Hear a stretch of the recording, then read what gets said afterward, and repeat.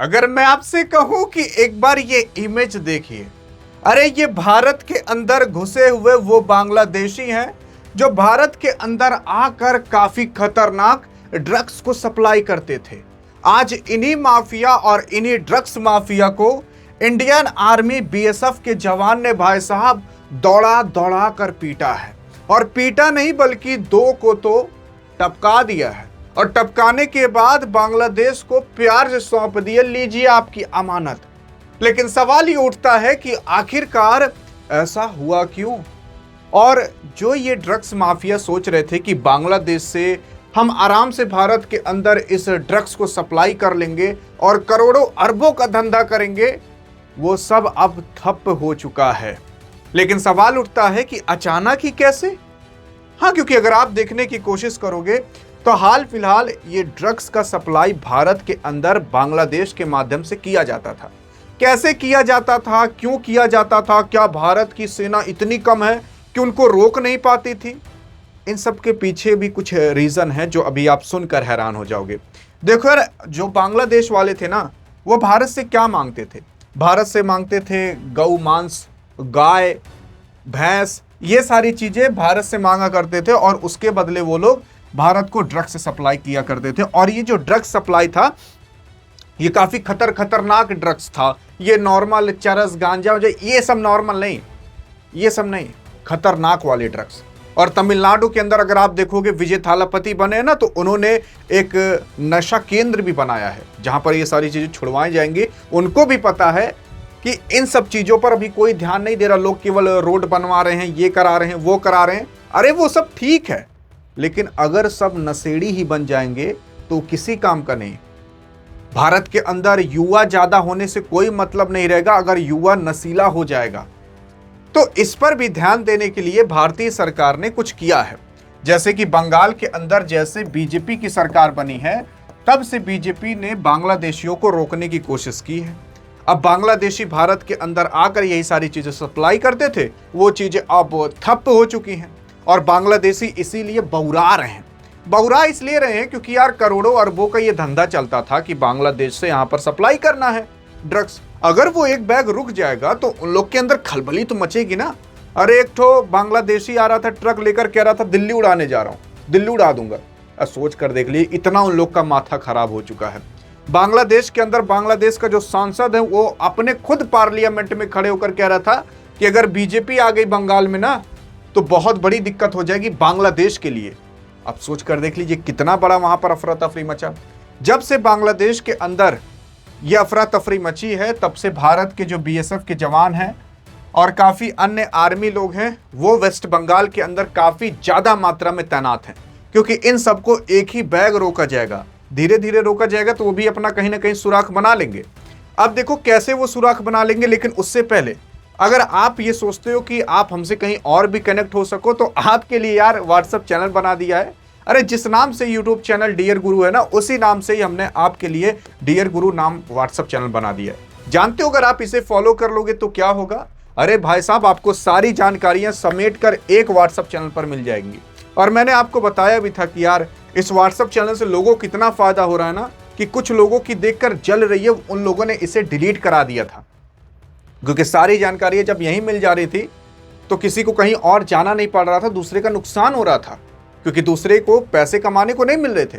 लेकिन जैसे ही मैंने आपके लिए फ्री में सारा ये सब यहाँ मटेरियल देना चालू किया, लोग भाई डिलीट करवा दिए। लेकिन कैसे भी करके मैंने आपके लिए वापस से ये व्हाट्सएप चैनल ले आया है, आप जाकर आराम से फॉलो कर सकते हो। और हाँ, बहुत फेक व्हाट्सएप चैनल बन गए हैं, तो इसलिए मैंने खास आपके लिए डिस्क्रिप्शन में ओरिजिनल वाला लिंक डाल दिया, वहां पर क्लिक करके जाओगे तभी आप यहां पर पहुंच पाओगे। काफी लोग फेसबुक पर भी इस तरीके से कर रहे हैं, लेकिन डियर गुरु ही जहां पर लिखा रहे और जहां पर हम रहें वहीं पर ही ट्रस्ट कीजिएगा, और जहां पर हम कहें कि इस लिंक से जाइए वहीं पर ही जाइएगा। नहीं तो काफी लोग ना फेक बना करके आप लोगों को पागल बना रहे हैं। कुछ लोग तो भाई साहब मेरे फोटो लगाकर पैसे भी ऐंठ रहे हैं, लेकिन उन सब के चक्कर में मत पड़िएगा। जो भी आपको मिलेगा इसी ओरिजिनल डियर गुरु यूट्यूब चैनल पर मिल जाएगा। लेकिन अब देखते हैं कि आखिरकार कैसे क्या होता था। देखो यार, सबसे पहली चीज तो मैं आपको इंडिया और पहले बांग्लादेश का मैप बता देना चाहता हूं। देख सकते हो लगभग ये पूरा का पूरा इंडिया बांग्लादेश का मैप है, ठीक है। ये इंडिया बांग्लादेश का मैप, अगर आप सोच रहे हो कि बहुत छोटा है क्योंकि बांग्लादेश बहुत छोटा है, तो ये इंडिया बांग्लादेश का मैप 4096 किलोमीटर का है। और इतना ज्यादा सीमा बांग्लादेश किसी भी देश के साथ साझा नहीं करता, ना भारत ही करता है। 4096 किलोमीटर, इससे ज्यादा ये कम नहीं है। अब आप खुद सोचकर देख लीजिए, इतनी बड़ी सीमा पर आप कितने जवान तैयार कर दोगे। और इसी वजह से काफी जगह ऐसी हैं जहां पर फेंसिंग हुई नहीं है, मतलब तार और जो लगाया जाता है वो लगा ही नहीं है। क्योंकि अगर इन सब एरिया में आ जाओगे ना, तो इन सब एरिया में काफी पहाड़ वहाड़ है, वहां पर फेंसिंग करना बहुत मुश्किल है। वहां पर आर्मी भी कम डिप्लॉय किया गया है। और यहीं से ही बांग्लादेशी भारत के अंदर घुस जाते हैं, सेवन सिस्टर के अंदर। यहीं से ही बांग्लादेशी भारत के अंदर इधर वेस्ट बंगाल में घुस जाते हैं। अरे चलो यहाँ पर आप लगा दिया आर्मी, यहाँ कहीं खुला है, यहाँ से आ जाएंगे। और बल्कि कहीं और नहीं, बल्कि राजसहाई जो नाम का ये जिला है बांग्लादेश का, यहाँ से कई सारे घुसपैठी भारत के वेस्ट बंगाल के अंदर, बगल में ये वेस्ट बंगाल है, यहीं पर ही घुसा करते थे। और अब ये लोग सोच रहे थे भैया कि इलेक्शन हो गया, क्या पता वैसे नॉर्मल माहौल रहे।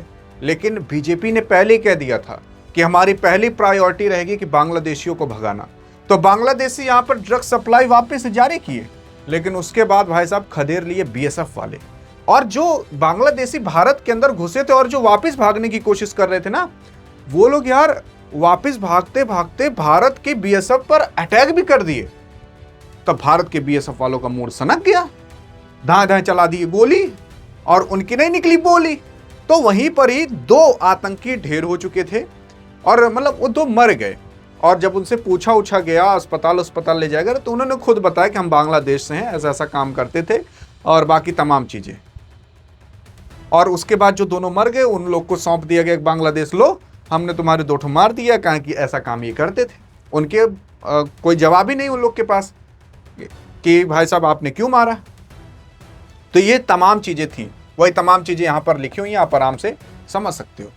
इस वजह से भारत अभी तक रोक नहीं पा रहा था, लेकिन अब उसको रोकने के लिए काफी ज्यादा यहां पर सतर्कता बरतनी पड़ेगी भारत को, ताकि बांग्लादेश से ये जो ड्रग्स और बाकी अन्य चीजें होती थी वो कम सप्लाई हो, या फिर पूरी तरीके से रोक दिया जाए। देखो पूरी तरीके से रोकना तो बहुत मुश्किल है, लेकिन अगर 50% 90% भी कम कर दिया गया तो वो बहुत अच्छी बात है। लेकिन अगर देखा जाए ममता बनर्जी, तो आप देख सकते हो ममता बनर्जी ने अभी जो लड़कियों को ये जो साइकिल बांटी थी, वही सेम साइकिल बांग्लादेश के स्टेशन पर बिक रही थी। अब सोच कर देख लीजिए वो साइकिल वहां पर कैसे पहुंची। मतलब जैसे लगता था बंगाल और बांग्लादेश दोनों आपस में बहुत कनेक्ट है। कुछ दंगा उंगा कराना रहता बांग्लादेश को भारत के अंदर, तो आराम से वो करा सकता था, लेकिन अब वो सारी चीजें बंद हो जाएंगी। जी हाँ, अरे कई जगह तो ऐसा रहता था ना कि ये खेत पार करो, उधर बांग्लादेश है, इधर भारत है, कोई बीच में फेंसिंग ही नहीं है। फेंसिंग का मतलब कोई तार ही और ही नहीं लगा। तो लेकिन अब वो उन सब चीजों पर भी अच्छी खासी निगरानी रखी जाएगी, ताकि बांग्लादेशी भारत के अंदर आकर घुसपैठ या कुछ और ना कर सकते। मैं आपको एक एग्जांपल देना चाहता हूं। याबा नाम का एक ड्रग्स था, ये बहुत खतरनाक ड्रग्स है। ये ड्रग्स बांग्लादेश भारत के अंदर सप्लाई करता था, बहुत महंगा ये ड्रग्स आता है। और अब वो सारी चीजें जब रुक जाएंगी तो वो लोग तिलमिलाएंगे जरूर, और वही तिलमिलाना अब बांग्लादेश चालू किया है। और बाकी अब काफी जगह और काफी नेता ये भी कह रहे हैं कि शूट का ऑर्डर कर दो, देखते ही गोली मार दो अगर कोई ऐसा काम कर रहा है तो, और अगर वो बांग्लादेशी है तो अब एक बार ऐसा कर दिया जा चुका है, तो बांग्लादेशियों के अंदर दहशत तो मच चुकी होगी कि भैया कहीं जाए हम भी ना ठुका जाएं, और इससे काफी हद तक ये कम हो जाएगा। बाकी आप क्या कहते हो कि ये करना सही है कि गलत? हमारे हिसाब से तो बिल्कुल सही है। बहुत से लोग कहते हैं कि तुम बीजेपी की बेइज्जती क्यों करते हो। लो आज तारीफ कर दिया। देखो यार, हमारा काम है बेइज्जती नहीं बल्कि गलती निकाल कर बताना, क्योंकि सरकार का काम अच्छा काम करना, और अगर वो अच्छा काम नहीं कर रही तो बताना जरूरी है ना। आज अच्छा काम भी बताया गया, बुरा काम करती है तो बुरा काम भी बताना चाहिए। ऐसा मत सोच लो कि यही सब कुछ है, यही भगवान है। काफी लोग हैं गाली बकते रहते हैं, लेकिन बहरहाल उससे कुछ फर्क नहीं पड़ता।